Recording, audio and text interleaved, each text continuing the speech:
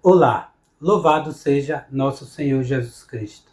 Sejam todos muito bem-vindos mais uma vez ao canal Apostolado São José. Eu me chamo Antônio Medino. Bem, pessoal, o objetivo deste vídeo é tratar de duas coisas, basicamente. Primeiro, é sobre a questão da inteligência, ou seja, um tema que é de extrema importância atualmente, sobretudo para os tempos tenebrosos que estamos vivendo. Mais precisamente, o tema vai ficar, digamos, restrito sobre a corrupção da inteligência, digamos assim, e eu vou tentar demonstrar aqui que a corrupção da inteligência é pior do que a corrupção moral, e vocês vão compreender por quê. E o segundo objetivo é apresentar para vocês um curso que eu estou desenvolvendo. Eu acredito que daqui a uns 10, 15 dias no máximo, eu estou terminando de fazer o plano de curso para oferecer. E eu vou tratar especificamente um pouco mais lá na frente sobre isso. Vai ser a segunda parte, digamos assim.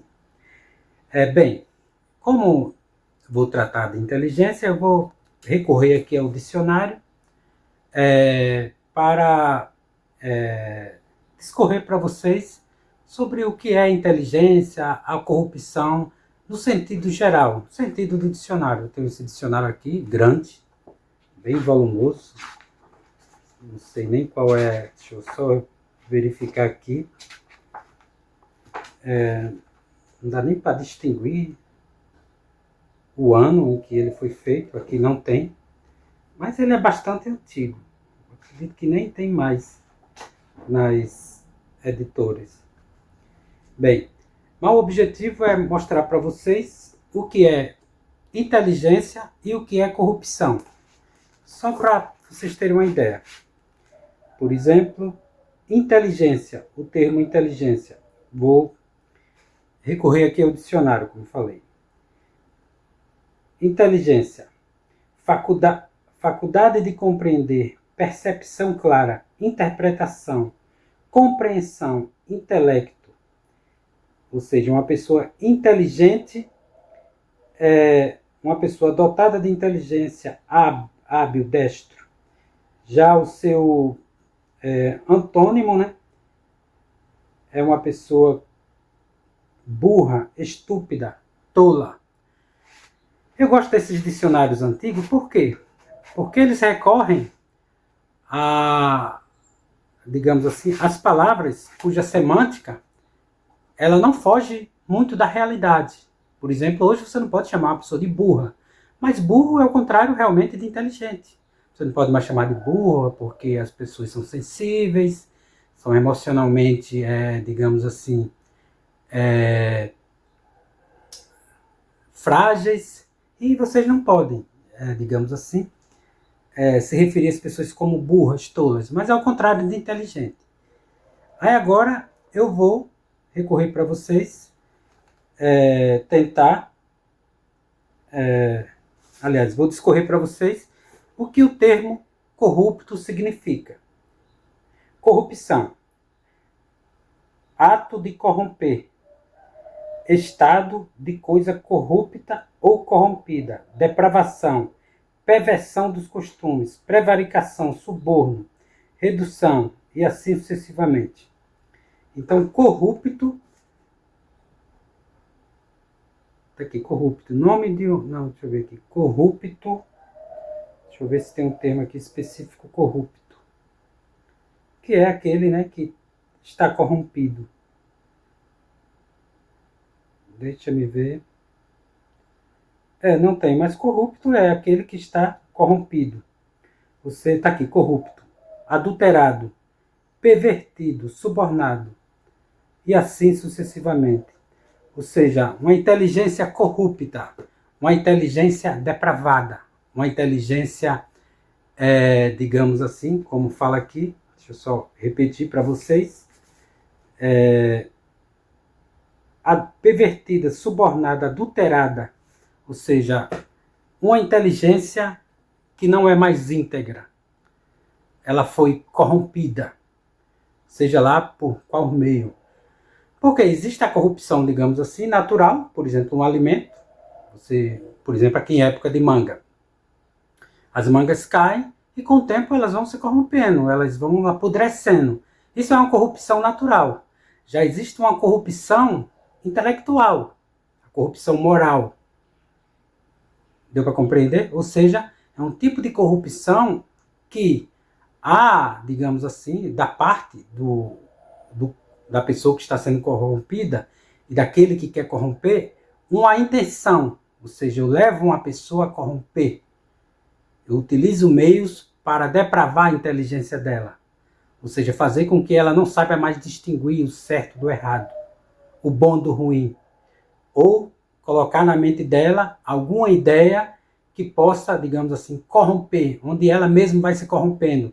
Uma espécie de vírus, uma ideia vírus que vai fazer com que a pessoa, o intelecto da pessoa, vá se pervertendo, se corrompendo, apodrecendo nesse sentido. Deu para compreender? Eu penso que conceitualmente a gente já chegou ao que eu quero aqui falar para vocês sobre a corrupção da inteligência. Agora eu vou fazer uso de uma passagem bíblica, que é para mostrar para vocês o quanto a nossa inteligência está corrompida. É uma passagem bíblica que está no Evangelho de São Mateus, capítulo 7, versículos 9 ao 11. Eu não vou aqui adentrar na questão interpretativa, propriamente teológica, sobre o texto, que não é o objetivo aqui. Mas demonstrar para vocês o quanto nós estamos sendo corruptos, quanto nossa inteligência está corrupta. Vamos lá então. A passagem diz o seguinte, abre aspas. Ou qual de vós, porventura, é o homem que, se seu filho lhe pedir pão, lhe dará uma pedra? Ou porventura, se lhe pedir um peixe, lhe dará uma serpente? Pois se vós outros, sendo maus, sabeis dar boas dádivas a vossos filhos, quanto mais vosso Pai, que está nos céus, dará bens aos que lhes pedirem. Fecha aspas. Ou seja, eu gosto dessa passagem das Escrituras porque ela é perfeita para o tema aqui proposto. Primeiro que demonstra claramente o seguinte, digamos assim, a questão da corrupção moral, por exemplo. A passagem nos fala o seguinte, nosso Senhor Jesus Cristo diz o seguinte, qual dos pais que, ou seja, o filho vai pedir um pão, ele dá uma pedra, ou ele vai pedir um peixe, ele dá uma cobra? Ele fala, vós que são maus, sabem dar coisas boas aos vossos filhos, quanto mais Deus. Isso é perfeito. Por quê? Porque nosso Senhor Jesus Cristo sabe que nós somos maus, nós somos corruptos, moralmente falando. Mas ainda a nossa inteligência, naturalmente, ela prevalece. Ou seja, a gente sabe distinguir o que é bom e o que é mal. O filho não vai pedir um pão, a gente vai dar uma pedra. Ou seja, a gente sabe distinguir uma coisa da outra, que é próprio da inteligência, ou seja, a nossa inteligência ainda nesse sentido está intacta. Saber, ele fala, se nós, corruptos, sabemos dar boas coisas aos nossos filhos, quanto mais Deus, que sabe muito mais do que a gente, infinitamente mais do que a gente. E esse final é extremamente importante, por quê? Porque é justamente isso, o afastamento de Deus, que nos torna corruptos. E não é à toa isso. Ou seja, a corrupção da nosso intelecto, da nossa inteligência, dos costumes, da moral, ela vem do afastamento de Deus. Quanto mais nos afastado de Deus, mais a gente vai se tornar corruptos.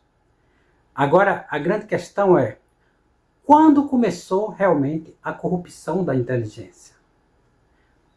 Começou lá no Éden, no jardim do Éden.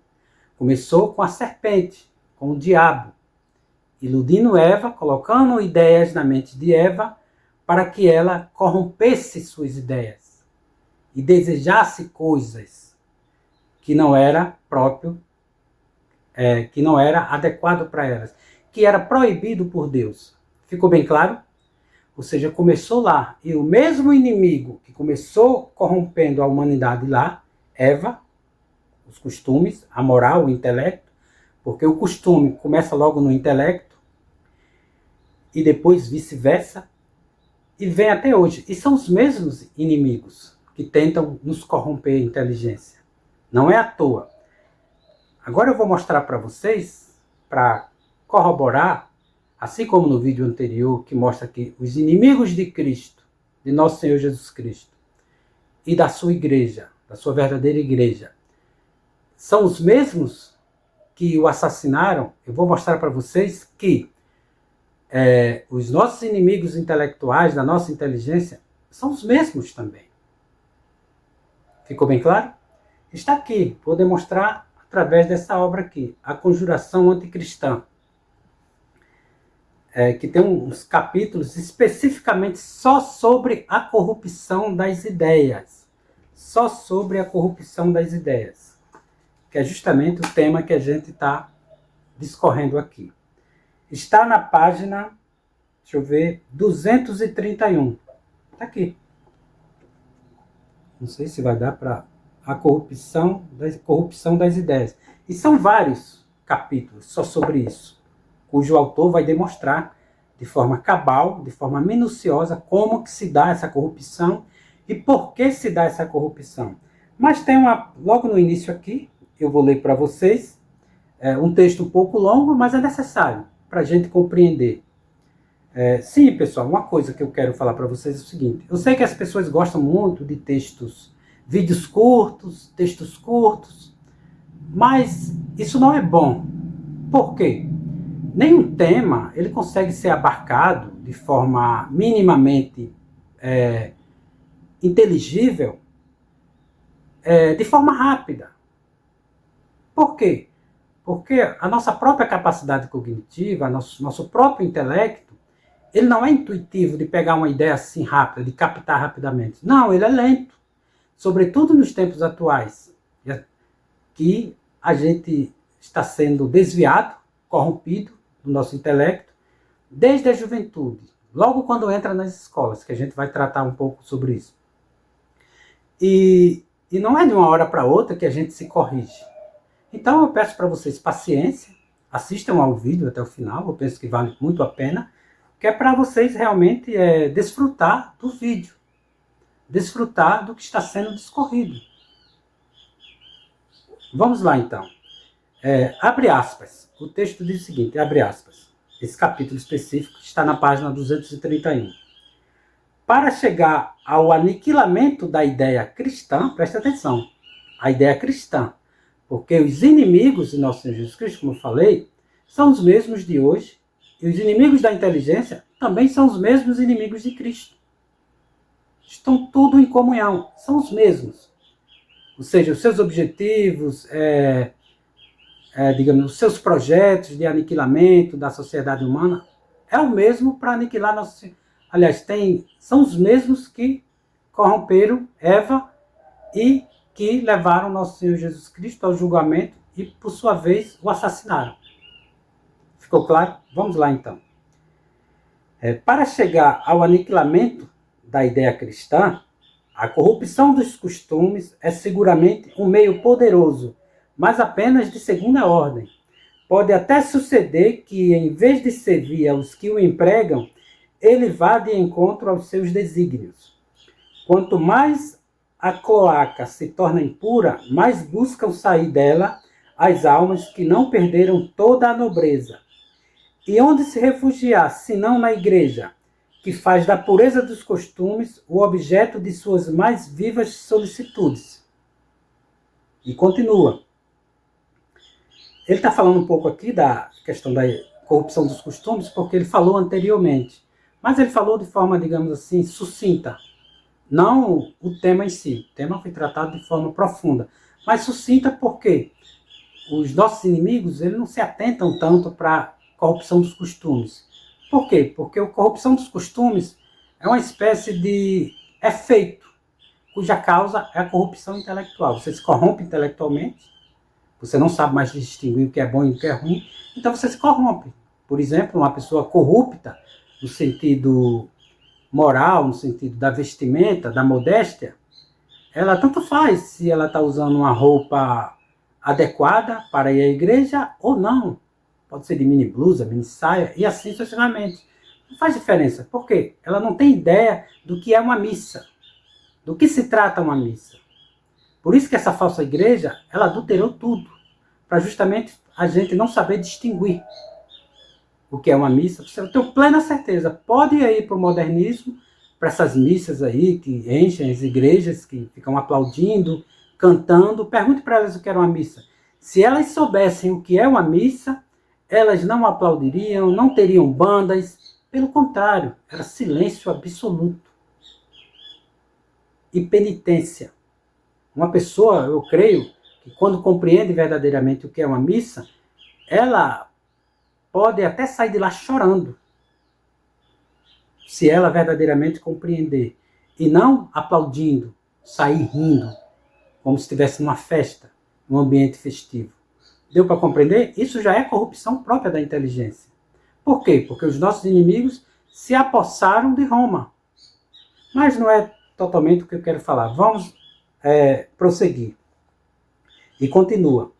Não foi na cidade mais corrompida do Império Romano, em Corinto, que São Paulo pôde, em menos de 2 anos, fundar uma de suas mais belas igrejas. Por isso, a alta venda, sempre favorecendo a corrupção dos costumes, aplicou-se sobretudo em corromper as ideias. Foi o conselho dado por Weishaupt, se é esse o nome correto, que diz o seguinte: a grande arte para tornar infalível qualquer revolução é iluminar os povos, isto é, levar insensivelmente a opinião pública a desejar, a querer, a exigir as mudanças que constituem o objeto da revolução pretendida. Ou seja, essa questão de iluminismo, de iluminar os povos, é justamente isso, corromper as pessoas, de modo que os leve a desejar, como diz aqui, desejar, querer e exigir as mudanças. Não mudanças boas, mas as mudanças dos próprios inimigos. Ou seja, quando os próprios inimigos enxergam que suas ideias estão sendo exigidas pela própria massa da sociedade, onde a massa vai desejar, querer e exigir, é porque a revolução está caminhando a passos largos. E continua. E acrescenta: quando o objeto deste desejo é uma revolução universal, todos os membros dessas sociedades que tendem ao mesmo fim, apoiando-se uns nos outros, devem procurar dominar invisivelmente e sem aparências de meios violentos, não uma porção mais eminente, nem a menos distinguida de um só povo, mas os homens de todo o estado, de toda natureza, de toda religião, soprar por toda parte o mesmo espírito no maior silêncio e com toda a atividade possível, dirigir todos os homens espaços sobre a face da terra para o mesmo objetivo. É na intimidade das sociedades secretas que se deve saber preparar a opinião.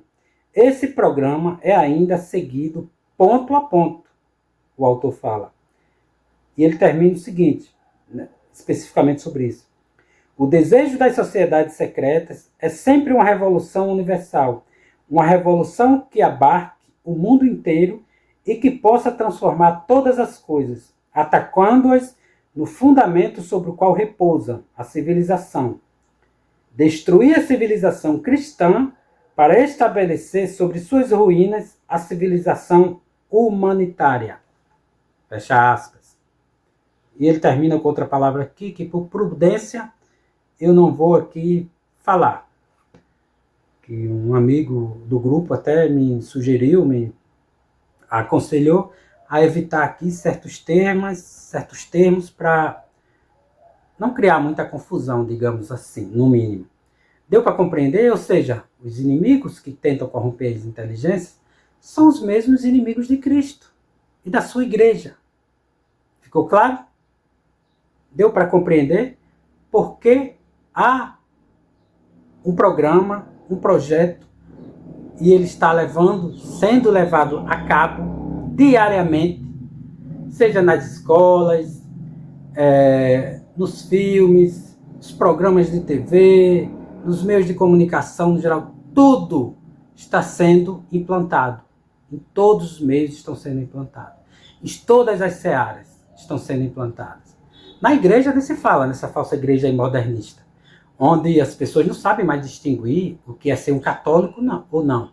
Por exemplo, uma vez um colega que ele também se corrompeu nesse sentido, se corrompeu porque ele, vendo a degradação nessa falsa igreja, ele se decidiu ir para a igreja protestante. Mas antes eu conversava um pouco com ele. Ele, uma vez, compartilhou comigo que pessoas que se diziam católicas lá na cidade dele, no local onde ele fica, que eu não vou aqui entrar em detalhes, pessoas que eram espíritas e achavam que eram católicas, pessoas que iam a macumbas, recorriam a macumbas, terreiros de macumba, achando que eram católicas. E essas mesmas pessoas eram aquelas que eram ministras da Eucaristia, ou seja, pegava ali no corpo de Nosso Senhor Jesus Cristo. Deu para compreender? Ou seja, a corrupção estava imperando em todos os sentidos. Ficou claro? Eu conheço pessoas que acham que ser ministro da Eucaristia é tipo uma atividade onde qualquer um pode ser. Quando, na verdade, não era nem para existir essa questão de ministro da Eucaristia. A Eucaristia é algo próprio, o sacramento eucarístico, digamos assim, é próprio do sacerdote. Não é, digamos assim, dos povos da humanidade. Mas a gente vê que essa revolução da iluminar os povos é corromper os povos, levá-la à degradação maior ainda. Bem, dito isto, penso que vocês já compreenderam o que é corrupção, como que ela está se dando, quem é que está por trás desses projetos aí que está corrompendo. E voltando para a passagem da Escritura, a gente vê que ela é perfeita. Por quê? Mostra, digamos assim, um pai que, mesmo sendo mal, sabe distinguir o que é bom e o que é ruim. E quanto mais Deus, ou seja, Nosso Senhor Jesus Cristo está falando o seguinte, se vocês que são maus sabem dar coisas boas aos filhos, quanto mais Deus. Ou seja, até Deus, a igreja, está sendo retirado, digamos assim, a ideia cristã, como eles falam aqui, está sendo retirado da vida das pessoas, no sentido íntegro. Essa igreja que está aí é uma igreja corrupta, como a gente percebe, onde tinha um falso papa aí, Papa Francisco, que ele dizia que você não pode, ele afirmava, né, que você não pode converter ninguém ao catolicismo. Um pai, uma mãe não pode converter, não pode fazer um filho um católico. Ou seja, e qual é o objetivo do catolicismo, senão levar as almas para Cristo. Fazer com que ele alcance a beatitude eterna, ou seja, a própria salvação. Ou seja, deu para compreender? Por quê? Porque para ele, como ele mesmo afirmou, todas as religiões levam a Deus. Isso é uma corrupção maior ainda. Ou seja, não é apenas ele que está corrupto intelectualmente. Ele, como líder dessa falsa igreja, está levando milhares, centenas, bilhões de pessoas a se corromperem. De modo que elas pensam que podem ser católicas e praticar umbanda, pode ser católica e espírita, católica e praticar aqueles ritos lá, aquelas questões lá de gnóstico. E por aí vai. Ser pagão e católico. Não é à toa que ele levou Pachamama lá a deusa pagã, aquele demônio, lá para o Vaticano. Porque para ele não tanto faz. Ou seja, o objetivo é esse. Não à toa que os inimigos da igreja lá se apossaram de Roma. Agora eu vou mostrar para vocês aqui, para tentar demonstrar para vocês que o que é verdadeiramente um intelecto saudável, do ponto de vista digamos assim, mais conceitual, geral. Não vou adentrar muito em questões teológicas e filosóficas, mas numa questão geral. Estou aqui diante dessa obra aqui, Catecismo da Educação. Tem uma parte aqui que ele fala especificamente sobre a educação intelectual. Está aqui, eu acredito que dá para ver. É o capítulo 1º, justamente do 3º livro, que diz o seguinte, está na página número 100. Que se deve, abre aspas, que se deve entender por educação intelectual? A formação do espírito. Olha só, a educação intelectual é a formação do espírito. Por quê? Porque a gente tem que saber distinguir alma de espírito. É uma distinção sutil. Lógico que aliás, o espírito, ela é, digamos assim, a parte mais elevada da alma, se a gente pode falar assim. Por quê? O espírito é a própria inteligência e a vontade. Por exemplo, os animais não têm espírito, eles têm alma. Por quê? Eles se movimentam, eles correm, andam, mas não têm espírito, ou seja, não tem inteligência nem vontade. O espírito propriamente dito é justamente isso, a inteligência, a vontade, a razão. Ficou bem claro? Ou seja, a educação intelectual é a educação do espírito. E o espírito, quanto mais saudável, mais evoluído, digamos assim, intelectualmente, ele é. Vamos prosseguir. E diz o seguinte: quando é que um espírito se pode considerar como bem formado? Resposta: quando tem adquirido uma cultura geral equilibrada e quando, por meio desta instrução, se torne justo, rigoroso, penetrante, capaz de observar, de refletir, de julgar e de raciocinar com justeza e, sendo preciso, inventar. Outra pergunta: quais são as condições para alcançar esta formação? Ele dá duas condições: condições físicas e condições morais, que eu não vou aqui entrar em detalhe. As condições físicas serão nossos próprios sentidos, a nossa própria saúde, o meio que nos cerca, e as condições morais, justamente isso, costume, a questão mais, digamos assim,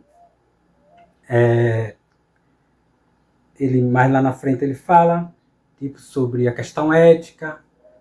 Por exemplo, um professor, verdadeiramente um educador, ele não pode chegar vestido de qualquer forma para dar aula. Não, ele tem que estar bem vestido, tem que ter as palavras corretas, tem que saber se dirigir. Deu para compreender?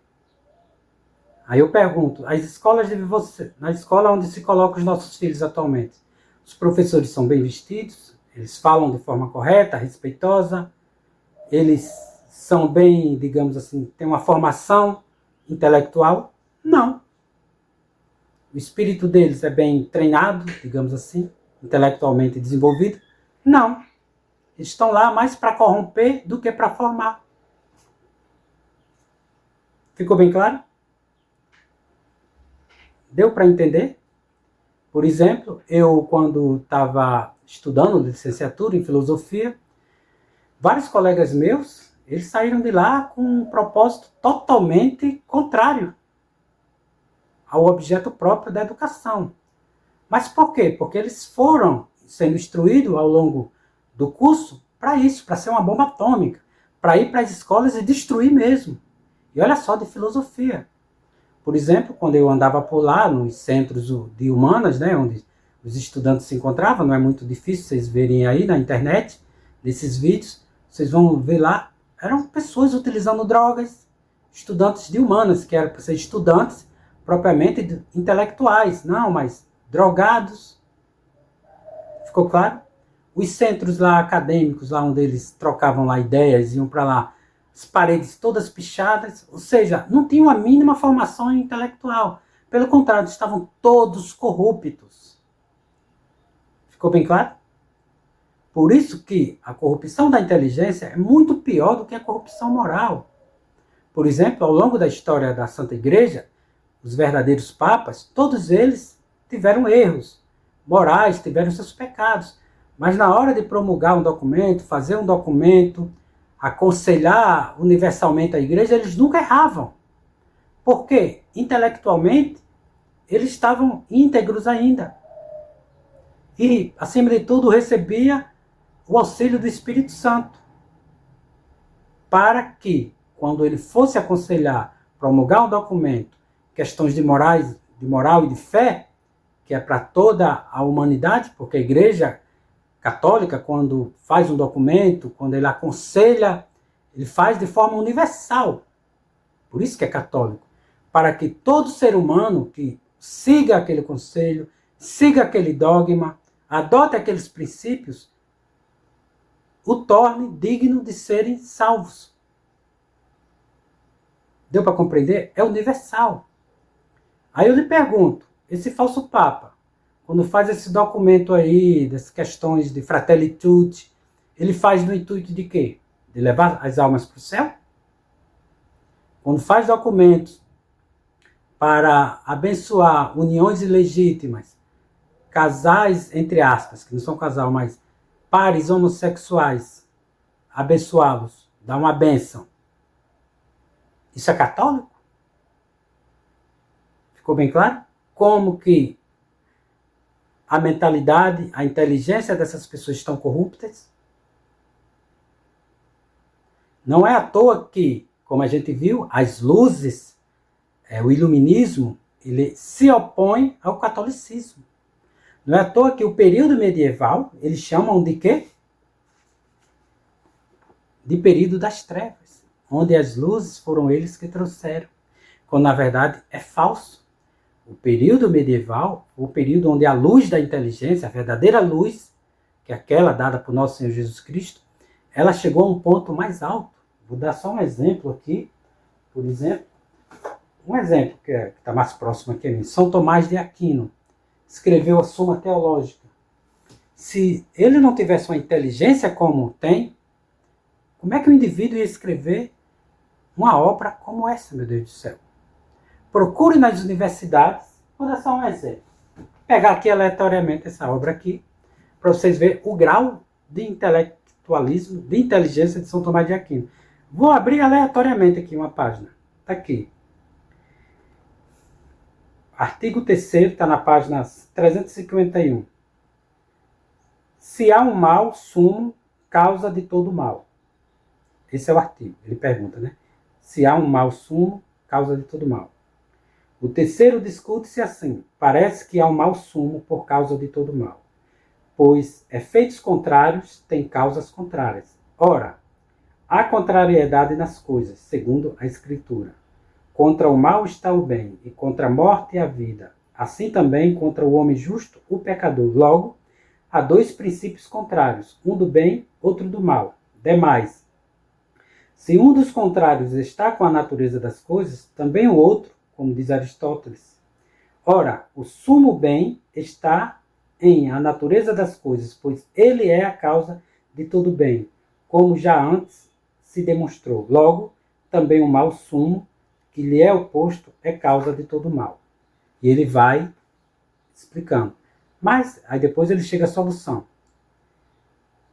Do já dito, resulta que não há um primeiro princípio do mal, como há um do bem. Primeiro, porque o primeiro princípio do bem é, por essência, bom, como antes já foi demonstrado. Ora, nada pode ser mal por essência, pois já se demonstrou que todo ser, como tal, é bom. O que o mal só pode existir no bem como no seu sujeito. Segundo, e assim sucessivamente. Ou seja, ele vai discutindo todo o tema assim. Aí eu pergunto, nas escolas hoje, se ensina a fazer esse tipo de exercício intelectual? Não. E todos os anos mesmo, nas escolas públicas, é feito encontros pedagógicos para ver onde erraram, para melhorar a educação. Aí eu pergunto, as crianças estão melhorando intelectualmente, espiritualmente? Não. Não quero mais entrar em detalhes sobre isso. Olha só, pessoal. só para terminar sobre essa questão da corrupção intelectual. Eu estou com esse livro aqui, Curso de Aritmética Moderna, que é de 1960 e pouco. Isso aqui. Olha só. Antes de adentrar propriamente nos temas próprios da aritmética, de matemática, ele vai falando sobre alguns conceitos, que é para, a partir desses princípios, ou seja, a partir dessas bases, estudar propriamente as demais, aliás, as disciplinas próprias, os temas próprios de matemática e aritmética. Logo na página 7, ele diz o seguinte, logo no início do livro, que é a Introdução à Matemática Moderna Viva. Ele diz o seguinte, ó, partindo-se para as quantidades infinitamente pequenas, chegamos a um limite, o nada. Partindo para as quantidades infinitamente grandes, chegamos ao universo, Deus.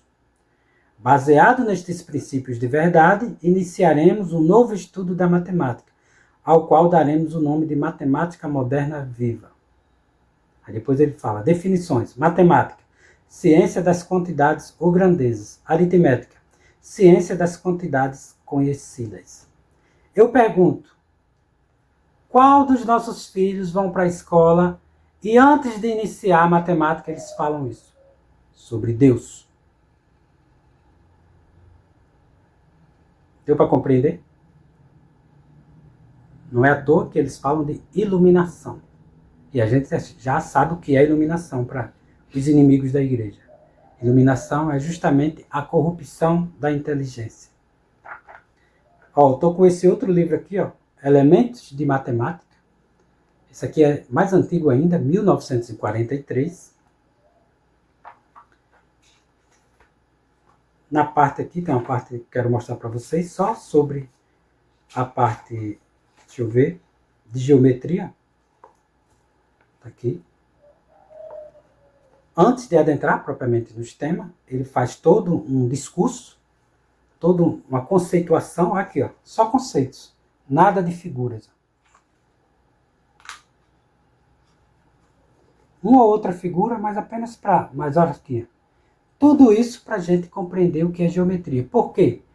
A gente tem que ter intelectualmente a ideia do que a gente está discorrendo, do que a gente está estudando.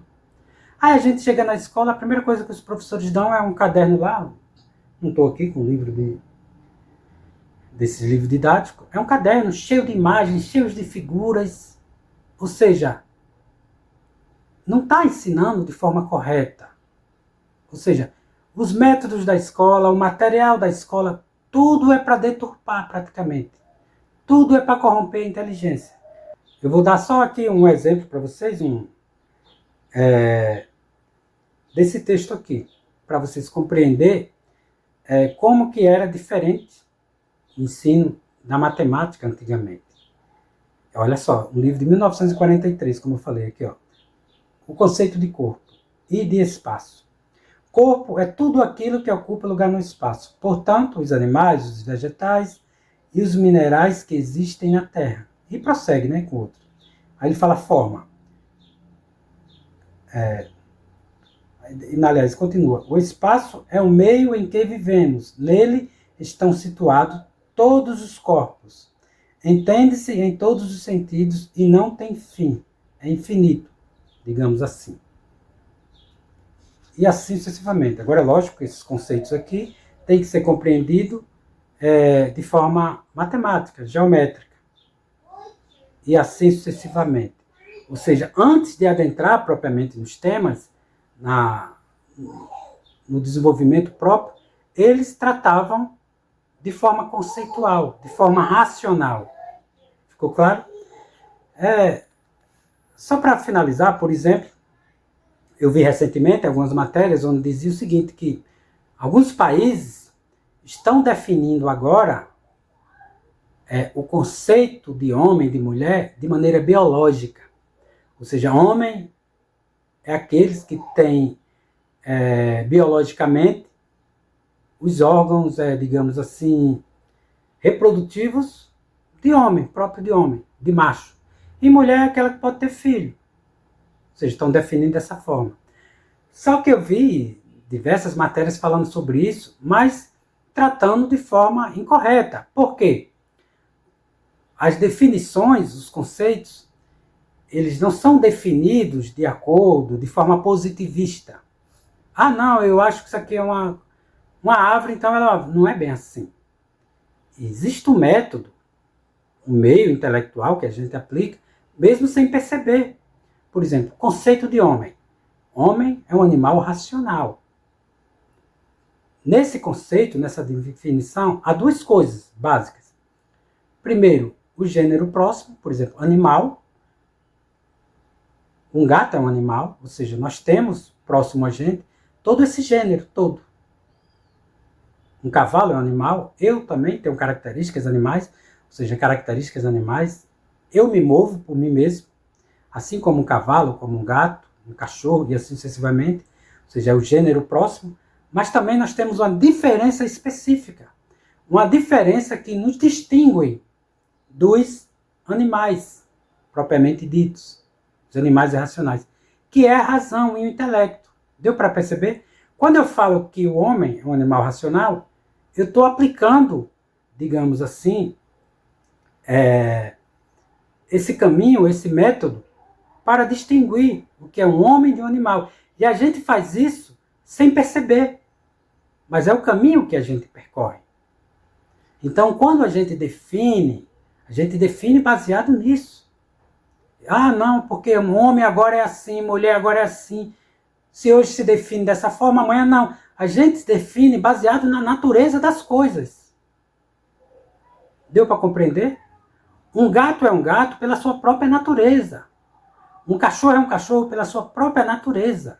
Não é porque eu digo que ele é um cachorro, é pela natureza dele. Um homem é um homem pela sua própria natureza. Então a gente, digamos, formula os conceitos, as definições, tomando como base a própria natureza. A gente parte da natureza, ou seja, da natureza das coisas, da verdade das coisas, como eu fiz um vídeo sobre essa questão. Eu penso que sobre essa questão já chegamos ao fim. Agora eu vou falar sobre o segundo tema proposto, que eu falei para vocês, que é o curso que eu estou planejando aqui. Vai ser um curso justamente sobre isso, um curso de desenvolvimento intelectual, cujo objetivo é justamente isso, propor conhecimentos, meios, para que a gente desenvolva a nossa inteligência. É um curso que eu estou planejando ainda, não sei quantas aulas serão mensalmente, mas eu acredito que seria uma aula por semana, 2, não sei. De modo que aqueles que compartilharem do curso, tiverem acesso ao curso, tenham os meios mínimos para desenvolver o intelecto, saber quem são os inimigos da nossa inteligência, e por aí vai. Então, temas sobre digamos, a antropologia filosófica, a antropologia teológica, o que é propriamente o intelecto, o que é a inteligência, o que é uma alma, o espírito, e assim sucessivamente.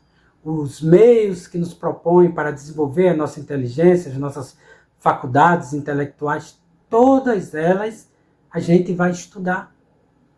Deu para compreender? Psicologia educacional e assim sucessivamente. Princípios de geometria, aritmética, tudo isso a gente vai estudar. Agora, lógico que eu estou fazendo um plano de curso mais elaborado para compartilhar com vocês. Eu penso que esse curso vai, não sei ainda os valores propriamente dito, mas eu acredito que R$50 por mês, com 4 aulas semanais, eu acredito, mensais, uma aula por semana, por exemplo. E, infelizmente, vou ter que cobrar, porque não é uma aula sobre questões, digamos assim, propriamente teológicas, religiosas, como, por exemplo, curso de apologética católica. Quando é esses temas, eu jamais vou cobrar, porque, como disse nosso Senhor Jesus Cristo, né, dai de graça o que de graça recebeste. Eu não vou fazer isso. Porém, esse curso eu vou cobrar R$50 por mês, mas porque vai dar trabalho investigar, vou ter que escrever uma série de coisas, e assim sucessivamente. Espero que vocês tenham entendido aqui. Mas quando se trata de temas de apologética, outros temas afim, outros cursos nesse sentido, eu jamais irei cobrar. É isso, pessoal. Espero que tenha compreendido o vídeo. Ficou um pouco longo. Estou vendo aqui mais ou menos 45 minutos. É isso. Agradeço a todos que assistiram ao vídeo. Espero que tenha compreendido o que eu tentei aqui demonstrar para vocês, discorrer para vocês. É isso. Agradeço mais uma vez a todos. Lembrando que tudo para a glória de Deus e o bem das almas. E não esquecendo o nosso objetivo aqui na Terra, que é conhecer, amar e servir a Deus. É isso. Fiquem todos com Deus e até a próxima.